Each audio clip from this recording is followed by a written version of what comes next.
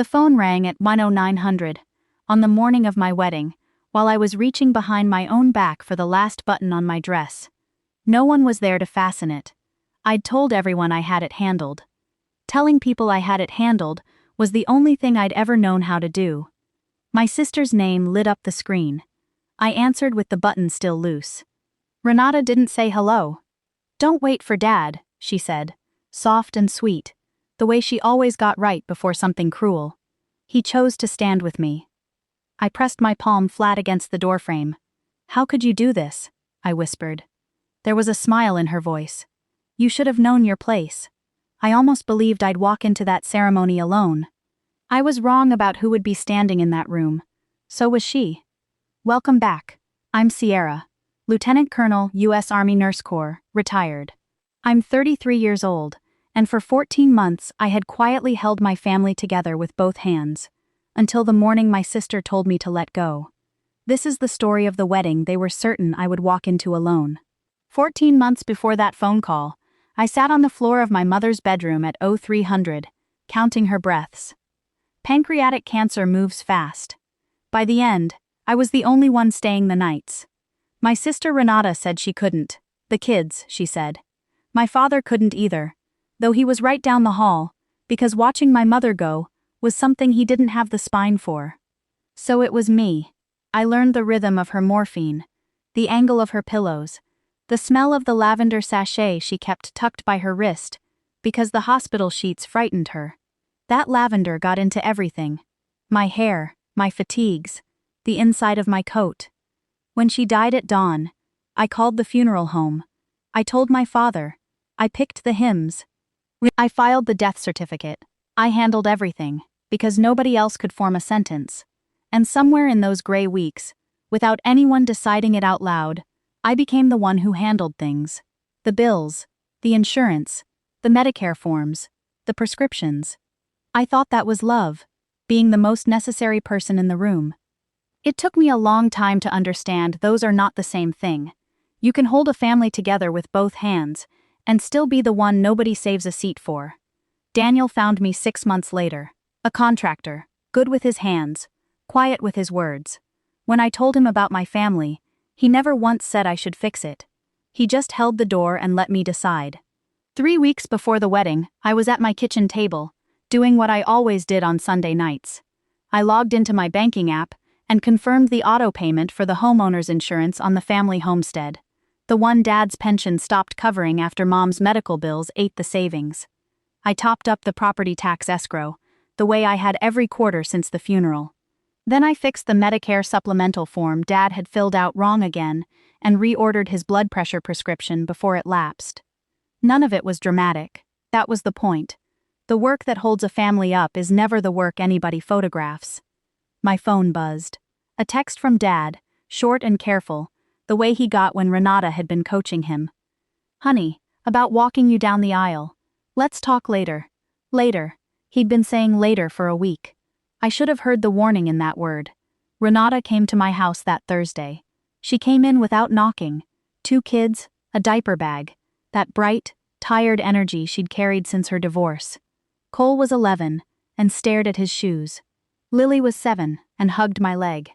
She'd been drowning for 2 years. Rent always 1 week ahead of her. A second job that never quite covered it. I'd co-signed her apartment lease, so she'd have somewhere to put the kids. I never brought it up. She brought it up constantly. The way people do when a kindness sits in them, like a splinter.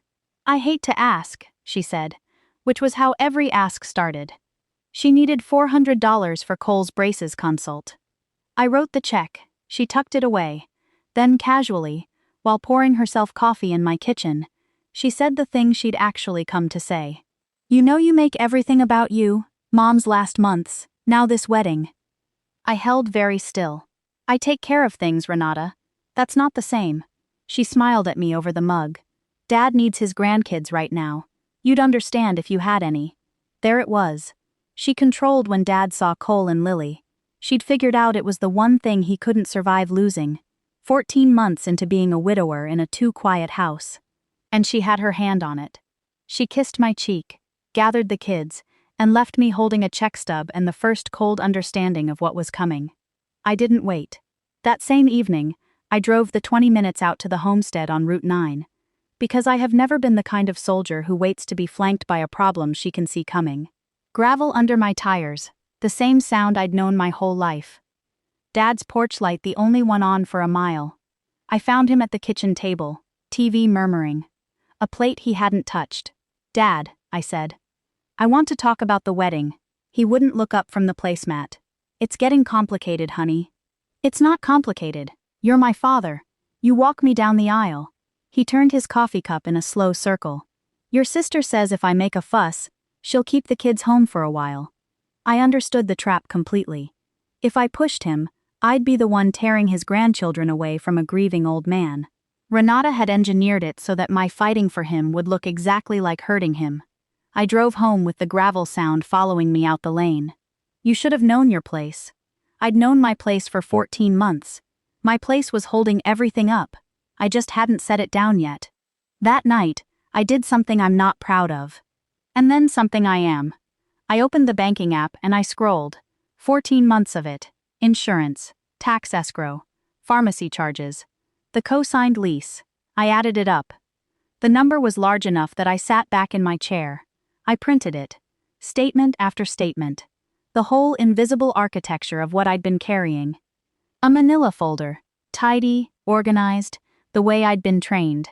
I imagined walking into the family supper Aunt Prue was planning, setting that folder on the table, and reading every figure aloud, watching their faces change as they understood, finally, how much of their comfortable little world I'd been subsidizing while they called me cold.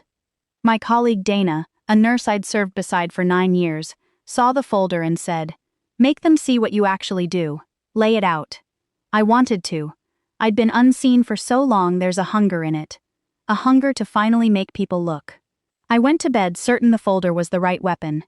10 days out, Dad called. Renata's voice in the background, coaching. "Honey, about the orchard. We were supposed to marry in the apple orchard behind the homestead. My great-grandfather planted those trees. String lights between the branches. Hay bales. My mother's recipe for cider on warming plates. For the first time in my life, I was going to stand in the center of that family land, as the one the day was about. Not the nurse. Not the handler, just the bride. Renata had been circling it in calls with Prue for weeks. Funny how Sierra just assumed she could have the orchard. It's family land, isn't it? Dad didn't even get out of his chair to tell me. He did it over the phone with my sister parked in the driveway like a foreman. "I think it's best we don't do the wedding out here. Keep things calm." "Okay, Dad," I said. "Okay." And I hung up before my voice could do anything I'd regret. I stood there a long time. 100 years of my family's trees. The cider on the warming plates. The spot under the oldest apple where I'd buried a parakeet when I was 9. Gone. 10 days out. To keep a peace that was never mine to keep. That same night, I was still scheduled to auto-pay the insurance that kept that house's roof from leaking. The absurdity didn't escape me. Daniel found me on the kitchen floor with my back against the cabinets. He sat down next to me, knees up, the way you sit with someone instead of across from them. "We'll get married in our backyard," he said. "I'll build an arch this weekend. I've got the cedar." It was a good offer, a true offer from a true man, but I still wanted my father to choose me, and I knew a cedar arch in the backyard would be admitting he never would. So I said, "Let me think." And then I picked up my phone and reordered Dad's blood pressure medication. Because the pharmacy had texted. Because 14 months of reflex doesn't switch off just because your heart's been kicked. Daniel watched me do it. He didn't say a word, but I saw him see it. The whole shape of it. A woman propping up the people stepping on her. "Sierra," he said gently, "who's holding you up?" I didn't have an answer. I'd built my whole identity around never needing one. For 3 days, I rehearsed the speech, the folder. I'd walk into Prue's supper and set it on the table next to the casserole. I had the receipts. I had the moral high ground. I had 14 months of proof. I was a day from detonating the truth in front of everyone I was related to. And then, I drove out to collect my mother's things for the wedding. The homestead was empty. Dad was at his cardiology appointment, the one I'd scheduled. I let myself into her sewing room. Her veil, the lace she'd saved for me since I was small. The room still smelled like her. lavender, faint, soaked into the curtains and thread. On the shelf sat her old tin of sewing things, the one with the faded rose lid. I opened it the way you open anything that belonged to someone you've lost. Slowly, braced. Inside, on top of the spools and pins, was her good embroidered handkerchief, the white one with her initials in the corner, the satin edge gone soft and frayed from a lifetime of her thumb worrying it. And folded under it, a slip of paper, her handwriting, not addressed to anyone, just left there, the way she left small truths around the house for whoever was ready to find them. I read it standing. Then I had to sit. Place isn't where they seat you. It's where you decide to stand. Stand, Sierra. I don't know when she wrote it. Just near the end, I think, when she'd watched the family already arranging me into the corner I'd occupy for the rest of my life. She'd seen it coming. She'd seen me. I pressed my thumb against that frayed satin edge, the exact spot her own thumb had worn smooth over 40 years, and something in me that had been braced for 14 months, finally, quietly, set itself down.